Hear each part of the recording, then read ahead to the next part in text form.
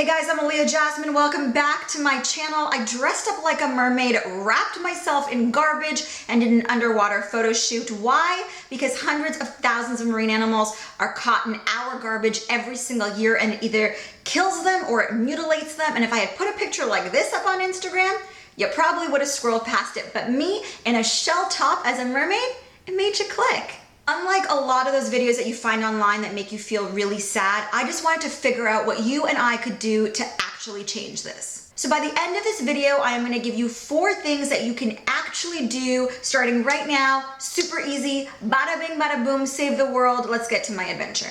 My vision was to show the juxtaposition of a mythical creature underwater that's always been seen as beautiful, but if they were actually in our oceans today, this would be their reality too.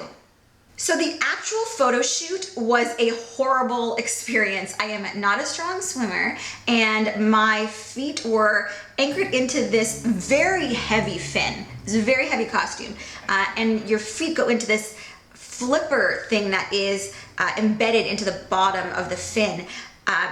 And when you're underwater, your ankles are bound together and basically feels like you're being weighed down. So every time I had to hold my breath underwater, I felt like I was drowning. I was having massive anxiety attacks. On the outside, I am smiling, but on the inside, I was panicking. So was the photo shoot worth it? Honestly, yes. The reason I wanted to do this underwater was I thought it would be a really artistic and creative way to show how our littering affects marine life. But I wanted to make the message more relatable, so I made it more human. So I'm here on the beach where the cleanup is happening, and a bunch of seagulls right behind me. We're all trying to eat this little piece of garbage.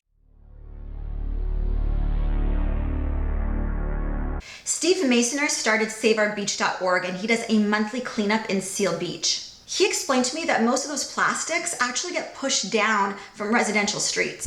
What kind of stuff do you usually find out here? We found a few cups, bottles, because they float down the river. Things like that. Do you think it's mostly people leaving stuff on the beach? I think this stuff is probably coming in.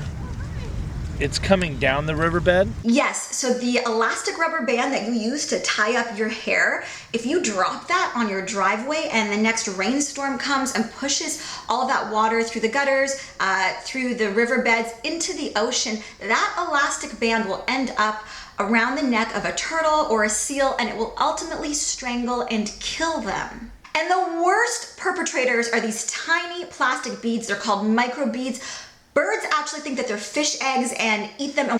There are entire islands covered in dead birds that have their stomachs ripped open because of all of the plastic they eat. The worst part of all of this is that it takes 400 to 600 years for some of these plastics to decompose. Do you know what that means? That means it outlives the lifespan of a whale. So if a whale eats so much plastic that it dies because its stomach is f***ed, the whale decomposes before the garbage does. And that plastic bag will become a repeat offender. It'll look like food for the next marine species. Maybe it'll be a turtle who thinks it's a jellyfish and end up eating it, and then it'll do the same thing. It'll kill that animal and live on to repeat and kill another animal, and so on and so on. Now, obviously, it's not the bag's fault. It's the who let the bag blow away's fault. So don't be that asshole. Plastic bottles, plastic bags, elastic bands are among the things that we use every single day that end up in the ocean and cause problems. But they're not the only problem. There's also fishing gear. This is a short clip that I pulled from the Ghost Gear website. This ghost gear kills and mutilates millions of animals. Entangled animals can endure long, painful deaths, lasting months or even years. So World Animal Protection is really trying to bring global awareness to the problem of fishing gear, especially when it comes to big commercial companies. And there's a bunch of amazing initiatives that they're working with, like in the Philippines, where they actually take the fishing nets out of the ocean and turn them into these beautiful carpet tiles for profit for local Filipino communities. If you are an interior designer, look into this. I'm gonna put all the links below this video on YouTube. World Animal Protection did a beach cleanup literally right at the end of my street here in Venice Beach, California, and invited myself and Ivana Lynch from Harry Potter and a few others to join. I asked Elizabeth Hogan, who's a campaign manager for Oceans and Wildlife at World Animal Protection, to give me a few things that we could actually do right now, starting today, to make a difference, and this is what she said. So there's 4 basic things that everyone can do to make the ocean a safer place for animals, and they all involve plastic. Item number 1, bring your own bags to the grocery store. Item number 2, don't drink out of a straw.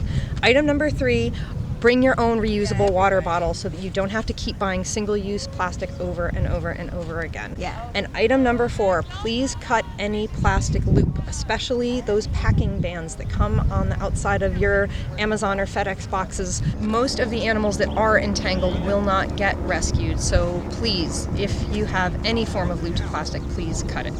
And that's, Elizabeth has literally like dedicated her life to saving these animals because of all of this debris, so she knows best. I hope you enjoyed this video. If you did, hit that like button for me, please, and subscribe. Send it to your friends. Really easy things that you can do to make a difference. And I hope you like the way I told this story. I know it was a little bit intense, but I've been doing a ton of research on this and got so passionate and just thought I'd come on here and try to come up with a cool way to rant about this and bring attention to it. And I think it's something really, really easy. Sometimes these big issues in the world seem unsolvable and like the little things we do in our lives don't matter. But if you cutting that loop out of your elastic band, that one elastic band, ends up not killing a turtle or a seal, isn't it worth it? And those kind of little things are things we can do every single day. So again, I hope you liked the video. Subscribe, like. See you next week. You can watch my last video here. My next video is in Grouse Mountain. I became a beekeeper and a bear photographer and an eagle wrangler. Not what I expected, was amazing. That'll come out next week. Until then, be kind, guys. For every whale that we see entangled in line or fishing nets, we estimate that there are probably 9 that we will never see out in the ocean suffering from these same entanglements.